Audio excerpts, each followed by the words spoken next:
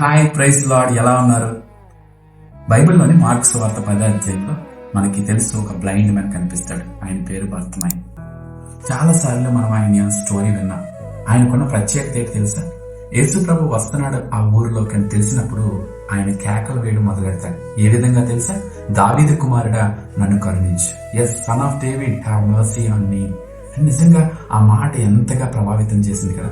ఆయన అరుస్తున్న ప్రతిసారి కూడా ప్రజలు ఆయన నోటిని నొక్కాలని చూస్తారు. ఈరోజు మనం కూడా చాలా సార్లు దేవుని వర్షిప్ చేస్తున్నప్పుడు, దేవునిలో నడుస్తున్నప్పుడు ప్రజలు మనల్ని ఎప్పుడు కూడా కృంగతీయాలని, క్రిందకు త్రొక్కాలని చూస్తూ ఉంటారు. కానీ ఆయన దానికి కృంగిపోలేదు, ఆపలేదు.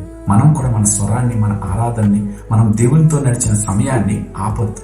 ఎన్ని సమస్యలు వచ్చినా ఎప్పుడైతే ఆపలేదో దేవుడే తనని దగ్గరికి పిలిచినట్లుగా వాక్యాలు చెప్తున్నాయి. ఈరోజు మనం కూడా అలా ఉంటే దేవుడే ఒక రోజు మనల్ని పిలుస్తాడు. అప్పుడు ప్రజలు ఆశ్చర్యపోయే కార్యాలు మన జీవితంలో జరిగిస్తాడు. ఈరోజు నువ్వు దేవునికి స్వరాన్ని ఎత్తి, దేవా నన్ను కరుణించని అడుగు. ఎవరు ఆపమన్నా ఆపొద్దు.